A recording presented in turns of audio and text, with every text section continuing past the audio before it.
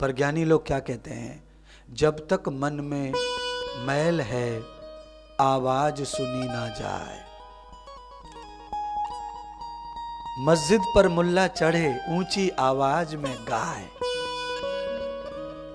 ऊंची आवाज में भगवान को जपने से, रात दिन जपने से वो आवाज सुनेगा नहीं। क्यों नहीं सुनेगा? गोस्वामी रामायण में क्या लिखते भरत जी? बिन पग चलत, बिन पग चलत सुनत बिन काना,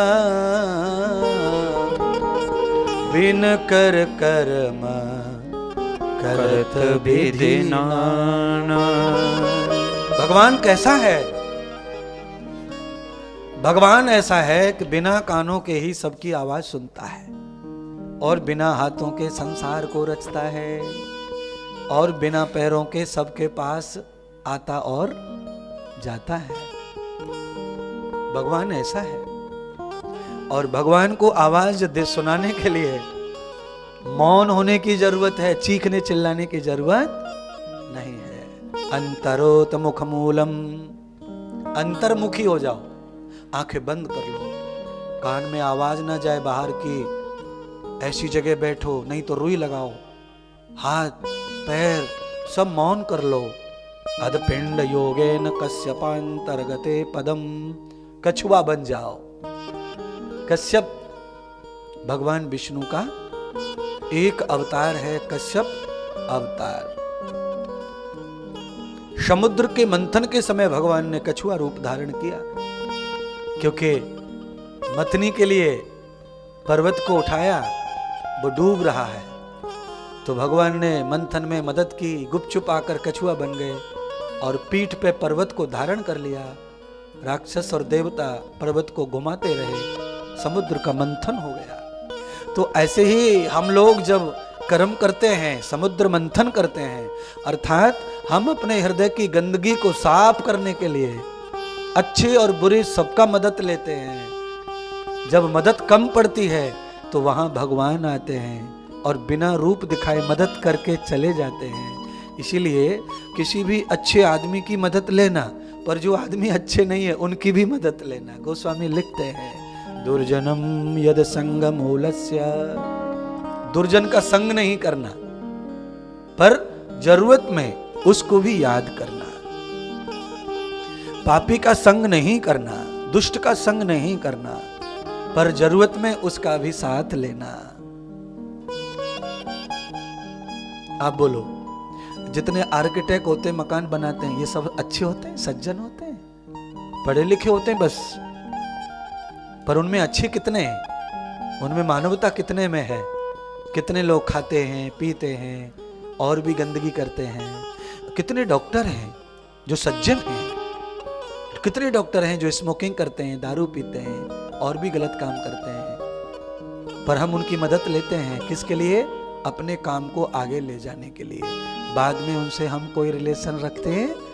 लो भैया काम हो गया, पैसे लो, बिल पेमेंट करो, और तुम अपने घर और हम अपने घर, हम अपने घर तुम अपने घर। इसीलिए गोस्वामी जी भगवान श्री भागवत देवी माता कहते हैं कि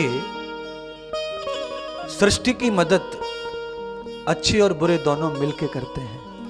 कुछ पेड़ ऐसे हैं जिनके फूल को हम प्रेम में देते हैं एक दूसरे को। कौन सा फूल होता है वो? गुलाब। गुलाब का फूल जो होता है, भारत में तो पीला कलर का जो गुलाब होता है उसको प्रेम का प्रतीक मानते हैं। प्रेमी लोगों को बांटते हैं आपस में। जिनके साथ हमारा प्रेम है, माँ के साथ है तो माँ को देते, गिफ्ट करते हैं। बराबर में कोई मित्र है उसको भी देते समय पर गुलाब के फूल में जो सुगंध है, उसमें जो क्वालिटी है वो है, पर गुलाब का जो फूल है वो कांटों के बीच में बसा हुआ है। गुलाब के वृक्ष के ऊपर चारों ओर कांटे और उन कांटों के बीच में गुलाब। तो हम क्या करते हैं? गुलाब की डाल को काट के उसके कांटों को छील देते हैं, निकाल देते हैं। ये कौन करता है? फ्लावर्स बेचने वाला करता है ऐसा, ग्राहक को चुभ ना जाए, कांटा लग ना जाए। तो बस यही महात्मा इंद्रदेव तीसरे दिन की कथा में आपको बताना चाहते हैं कि आप जब सब्जी वगैरह काटते हैं तो कभी कभी उसमें खराबी निकल जाती है, बाहर से बहुत सुंदर लगता है, अंदर गड़बड़ है, तो आप चाकू से खराब चीज को निकाल के अलग कर देते हैं और अच्छे का भोग कर लेते हैं। बिल्कुल ऐसे ही जीवन को जीना चाहिए। अच्छा और बुरा हमेशा साथ रहता है, गुण अवगुण हमेशा साथ रहते हैं। सृष्टि को भी प्रभु ने गुण अवगुण से मिलाकर बनाया है। दूध में केवल अच्छाई है ना, बुराई भी बहुत है। घी में अच्छाई है ऐसा नहीं है, उसमें बुराई भी बहुत है। तो हर चीज में कुछ न कुछ बुरा है, पर उसे कैसे समाप्त करें? तो उसके लिए आपके जीवन में एक व्यक्ति ऐसा होना चाहिए, मैंने कल कहा, गुरु के रूप में, जो हमको रोज गाइड करे, एडवांस में एडवाइजरिंग करे। रोज गाड़ी चलाने से पहले हम ट्रेनिंग लेते हैं, लाइसेंस लेते हैं, और फिर हम रोड पे उतरते हैं। क्रिकेट खेलने जाते हैं तो ग्राउंड वही होता है, सीखने का भी और जीतने का भी। तो ये संसार सीखने के लिए भगवान ने बनाया है, जीतने के लिए बनाया है, पर यहां हार रही है दुनिया, यहां कोई जीत नहीं पा रहा है। क्यों? जिसकी वजह से जीत होती है उसे भूल कर कोई जीत नहीं सकता। मन के हारे हार है और मन के जीते जीत। मन एव मनुष्य नाम कारणम बंध मोक्षयो। ये जो मन है यही है तुम्हारे जीवन का कारण, तुम्हें मोक्ष भी दिला सकता है और ये मन ही तुम्हें नरक में भी ले जा सकता है। गाड़ी तो गाड़ी है ना, अपने आप गाड़ी तुम्हें दारू के ठेके पे नहीं ले जाएगी, ड्राइवर ले जाएगा। ड्राइवर, गाड़ी का काम है आपके इशारे पे चलना, ड्राइवर के इशारे पर मंदिर भी ले जा सकती है और दारू के अड्डे पर भी ले जा सकती है। आपको गाड़ी तो लाइए, यहां सब लोगों को कार लेके आइए, पर कार से पहले आपकी मानसिकता आई है कि आज हमको वहां जाना है। सुबह से आप तैयार कर रहे हैं खुद को मन के द्वारा। तो आप सुबह से जब तैयार कर रहे हैं तो आपने जो आपका जो काम है, जो आपको इस समय करना होगा, वो आपने निपटा लिया, दिन में एडजस्ट कर लिया। ये है मन की तैयारी। और जब मन तैयार हो गया सत्संग के लिए, तो आपको सत्संग सुनने से कोई दुनिया रोक सकती नहीं है। मन कारण है नरक में ले जाने का और मोक्ष दिलाने का, मुक्ति में ले जाने का। तो अब आपको चुनना है कि मन कैसा चाहिए, नरक में ले जाने वाला चाहिए कि मोक्ष में ले जाने वाला चाहिए। मोक्ष में ले जाने वाला मन कैसे बनता है? मन तो वही है, तो वो मन बनेगा कैसे? आप मम्मी कैसे बनी आप जानते हैं ना प्रोसेस। आप पत्नी कैसे बनी वो भी आप जानते हैं। आप पति कैसे बने, पिता कैसे बने, आप सब प्रोसेस जानते हैं। तो फिर आप ये भी जानते हैं कि मन कैसे ऐसा बने जो हमें मोक्ष में ले जाए। पर आप जान के भी अनजान बनकर संसार को जीते हैं, क्योंकि आप क्षणिक क्षणिक सुख और स्वार्थों के लिए भटकते रहते हैं। इसीलिए मन तुम्हारा निकम्बा हो रहा है और तुम्हें भी निकम्बा बना रहा है। आप कहेंगे महाराज गाली दे रहे हमको। है, मैं नहीं दे रहा गाली, मैं आपको यह बता रहा हूं कि मन तुम्हारा काम बिगाड़ रहा है। तो मन की गति कैसे सुधरेगी? तो भगवान कहते हैं, शास्त्र कहते हैं, मनः सत्येन शुध्यति।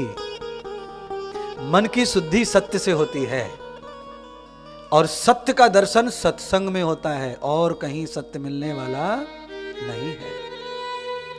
सत्यम सज्जनानाम संगः सत्संगः। आप देखो कैसे बैठे, सब एडजस्ट भी कर लिया, और आप इस समय बेचैनी नहीं महसूस कर रहे, आप पीछे नहीं देखना चाहते, इस समय बाएं दाएं नहीं देखना चाहते, आप सब लोग एक ही जगह टारगेट कर रहे हैं सिस्टम को। क्यों? मनः सत्येन सत्यम सज्जना नाम संगः। जैसे ही हम सत्संग में, कथा में आते हैं, संत के सामने आते हैं, उसका जो फोकस पड़ता है शब्द का, संत की तपस्या का, तो हमारा जो मन नालायक है वो थोड़ी देर चुप बैठ जाता है, चुप। जैसे पुलिस को देख के अपराधी, पुलिस को देख के अपराधी कैसा हो जाता है? अपराध छोड़ थोड़ी देता है वो। उसने देखा कि मुझे पकड़ने वाले आ रहे हैं, तो वो अपने आप को आर्टिफिशियल ही सही, बनावटी सही, पर सज्जन बना लेता है।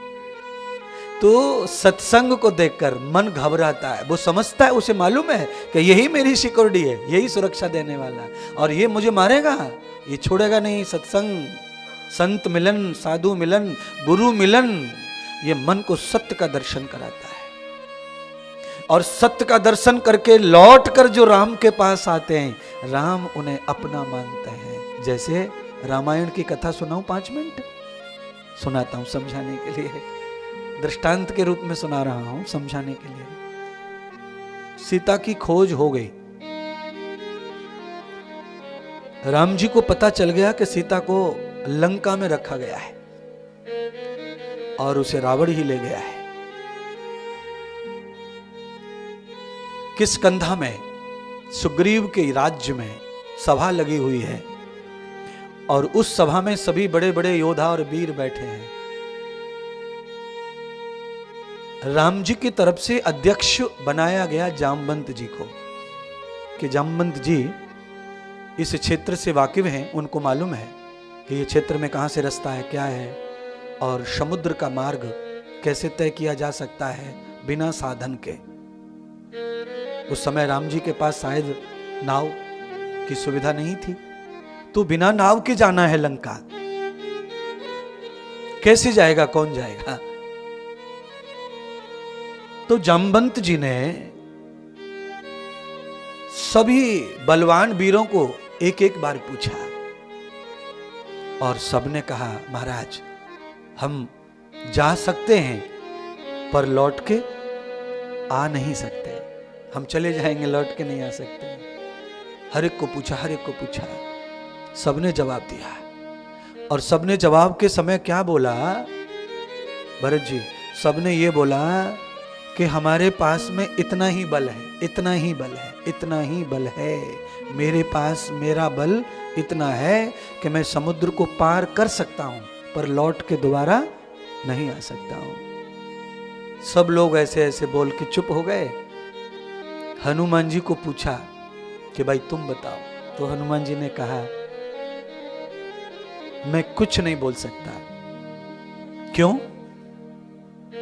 क्योंकि मेरे पास में तो अपना बल है ही नहीं, तो मैं कैसे बोलूं कि मेरे जाने का है आने का नहीं, कि आने का है जाने का नहीं। तो मेरे पास में तो मेरा कुछ है ही नहीं, इसलिए मैं मौन, मैं चुप, मैं बोलता नहीं हूं। जामवंत ने गुरु के रूप में अपने आप को खड़ा किया और हनुमान जी को हनुमान की शक्ति का दर्शन कराया। तो जामवंत जैसे हनुमान को शक्ति दिखा रहे हनुमान की, वैसे ही मैं आपकी शक्ति आपको दिखा रहा हूं। व्याख्यान से मैं आपको बताना चाहता हूं कि आप कितने बलवान और महान हैं। आपको अपनी शक्ति पता ही नहीं है कि आप कितने शक्तिशाली हैं। कम से कम आपको इतना तो अपने ऊपर विश्वास होना चाहिए कि हमारे जैसा एक व्यक्ति है भारत में या दुनिया में जो मंगल ग्रह पे चला गया, चंद्रमा पे भी हमारे जैसा कोई है, और एक व्यक्ति हमारे जैसा ऐसा है जो समुद्र में एक बार अंदर घुसता है तो 6 महीने बाहर नहीं आता। हमारे अंदर हमारे व्यक्ति कोई है ऐसा। तो दुनिया में कोई भी व्यक्ति अगर समुद्र में 6 महीने अंदर रह सकता है तो आप भी रह सकते, मैं भी रह सकता हूं। फर्क है कि उस शक्ति को मुझे सीखना और जानना पड़ेगा। उस नॉलेज को लेना पड़ेगा। केवल इतना ही अंतर है, बाकी कोई अंतर नहीं है। हनुमान जी मौन हो गए, कुछ नहीं बोला। क्यों नहीं बोला है?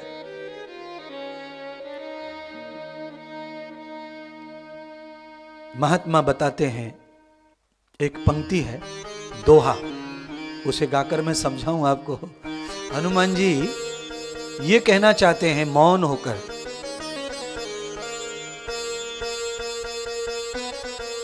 कि तेरी सत्ता के बिना, कि तेरी इच्छा के बिना, हे प्रभु मंगल मूल, पत्ता तक हिलता नहीं, खिले न कोई फूल। हनुमान जी बताना चाहते हैं कि मुझ में मेरा बल नहीं है। मुझ में क्या, पूरी दुनिया में किसी भी जीव में बल अपना नहीं है, सब में राम का बल है। और जो राम के बल को ही मानते हैं, वो समुद्र भव पार करके सीता को मिलके सत्य वापस लेकर राम जी के पास आते हैं। यदम दर्शनम मह्यम न कृतम च पुण्यम। और सही शिष्य वही है जो दीक्षा में दिया हुआ जो मंत्र है, उस मंत्र के देवता का दर्शन अपने गुरुदेव को करा दे, वही सच्चा शिष्य है, वही सही दक्षिणा है। दक्षिणा भी वही है। ये रुपए डॉलर जो है ये अनिवार्य नहीं है दक्षिणा। दक्षिणा वो है जो मंत्र में देवता दिया शिष्य को, वो देवता शिष्य गुरु जी को दिखाए, गुरुदेव देखो आपने जो देवता मुझे दिया, मैंने आपके पास लाके रख दिया उसे।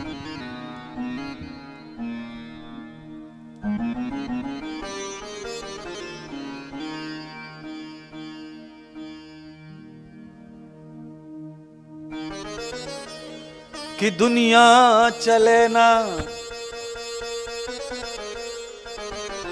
दुनिया चले ना श्री राम के बिना, श्री राम जी चले ना हनुमान के बिना, दुनिया चले ना श्री राम के बिना, राम जी चले ना हनुमान के बिना। हो दुनिया चले ना श्री राम के बिना, राम जी चले ना हनुमान के बिना। दुनिया चले ना श्री राम के बिना, राम जी चले ना हनुमान के बिना। राम जी चले ना हनुमान के बिना, राम जी चले ना हनुमान के बिना।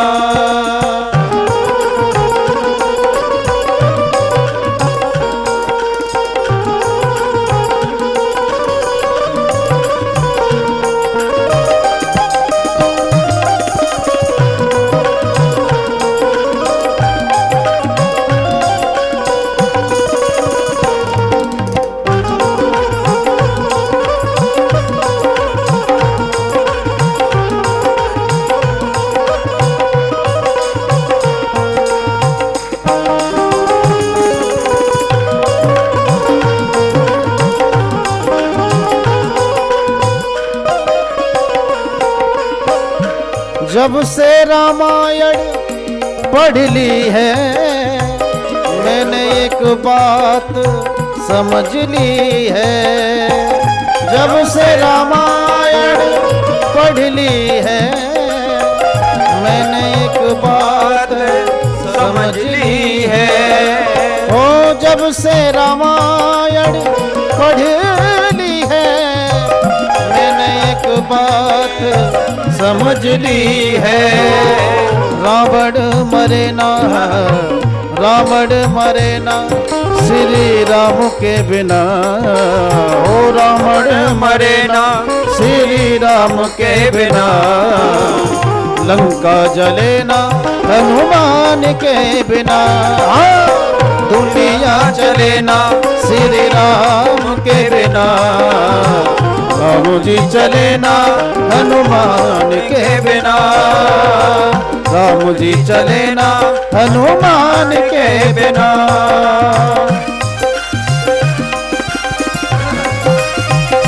हरि बोल।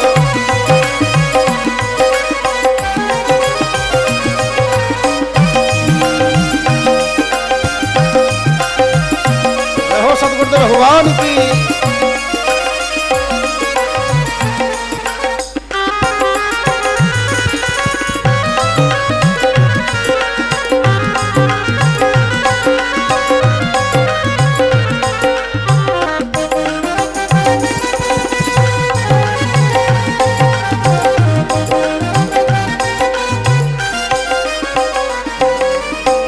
लक्ष्मण का बचना मुश्किल था, लक्ष्मण का बचना मुश्किल था।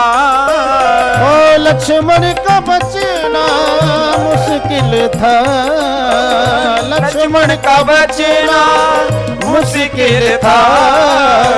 कौन बूटी लाने के काबिल था, कौन बूटी लाने के काबिल था, कौन बूटी लाने के काबिल था, कौन बूटी लाने के काबिल था। ओ लक्ष्मण बचे ना हो, लक्ष्मण बचे ना श्री राम के बिना, बूटी मिले ना हनुमान के बिना। लक्ष्मण बचे ना श्री राम के बिना, बूटी मिले ना हनुमान के बिना। दुनिया चले ना श्री राम के बिना, राम जी चले ना हनुमान के बिना, राम जी चले ना हनुमान के बिना, राम जी चले ना हनुमान के बिना। जय सिया राम।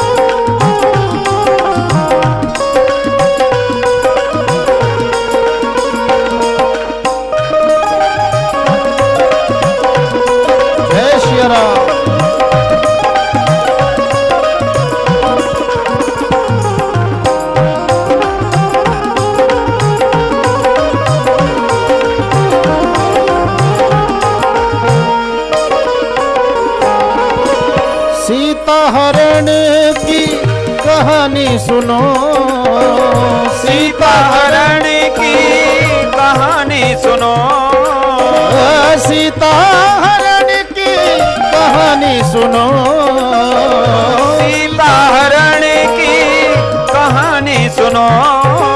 हो बनवारी मेरी जुबानी सुनो, बनवारी मेरी जुबानी सुनो, बनवारी मेरी जुबानी सुनो, बनवारी मेरी जुबानी सुनो। ओ वापस मिले ना, ओ वापस मिले ना श्री राम के बिना, पता चले ना हनुमान के बिना।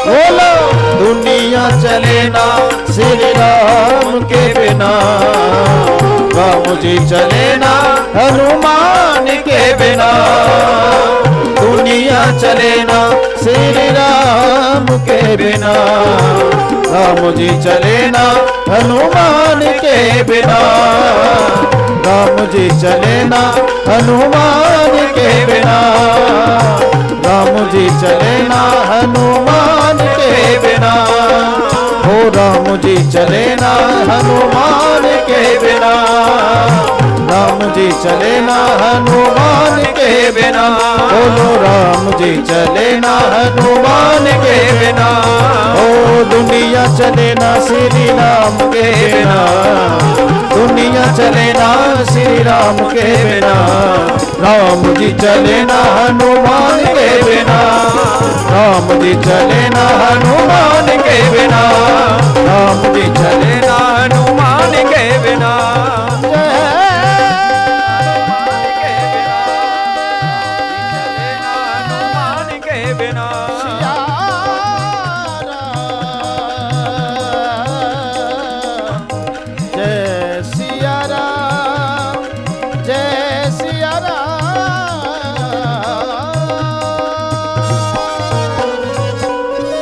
सदगुरुदेव भगवान की जय, हनुमान जी महाराज की जय हो। जय जय श्री राधे।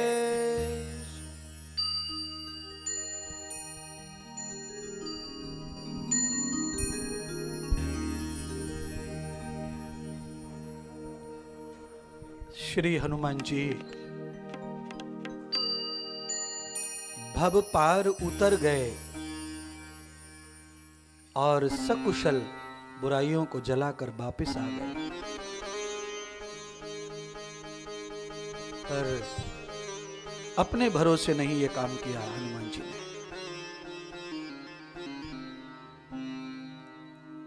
शब राम जी को श्रेय दिया।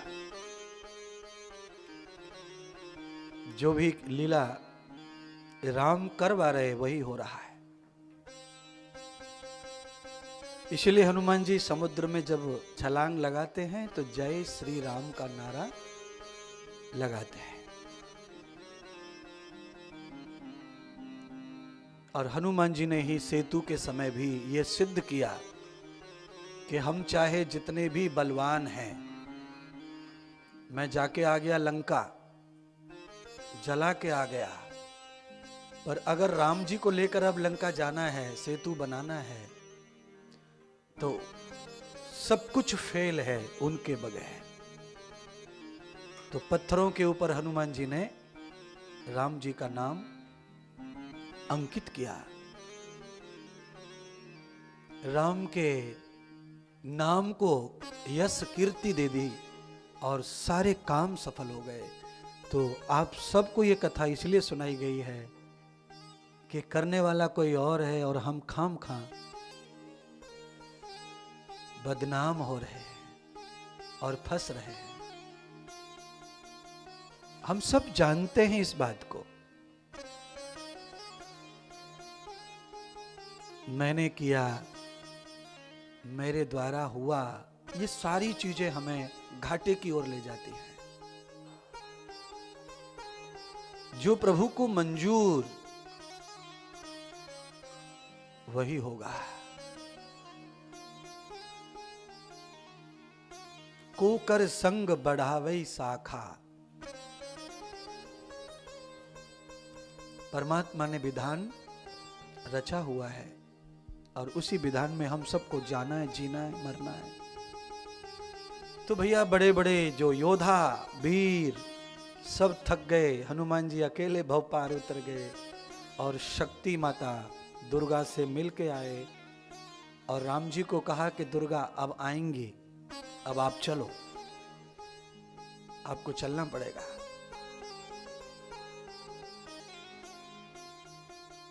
कभी कभी क्या होता है कि हम लोग भी एक दूसरे के लिए ले आते हैं। जैसे भारत गए, हरिद्वार गए तो बताया भाई हम हरिद्वार आए हैं, तो बड़ी बहन, मम्मी, चाची फोन कर दिया भाई हमारे लिए भगवान ले आना, गंगा जल ले आना। तो हनुमान जी ने भी कहा माते सीते आप चले मेरे साथ। तो सीता कहती है ना, जिनको जरूरत है वो आए, और ले जाएं, तब ही सत्य होगा सब कुछ। अगर हे वत्स, हे पुत्र हनुमान, मैं तुम्हारे कंधे पे जाऊंगी तो राम को यश नहीं मिलेगा, राम को कीर्ति चाहिए। तो अपने बिना मरे स्वर्ग और नरक नहीं दिखता। हम लोग दूसरों के मरने का इंतजार करते हैं, ठीक है करो, पर वो तुम्हें बताने थोड़ी आएगा कि मैं नरक में हूं कि स्वर्ग में हूं, है? तो हमारे भारत में कहावत है कि स्वर्ग अगर देखना है तो खुद मरना पड़ेगा। और खुद मरने का मतलब होता है अहंकार को मारना। अज्ञान को मार दो, अहंकार को मार दो। एक संत हुए भारत में, अभी 1-2 साल पहले शरीर पूरा हो गया। वो अपने प्रवचन में कहा करते थे, ना इधर जा न उधर जा, ना इधर जा न उधर जा, अगर चाहे कल्याण अपना तो मरने से पहले मर जा। आदमी मरने का इंतजार करता है और मृत्यु पर्यंत वो तृष्णाओं से, अज्ञान से मुक्त नहीं हो सकता।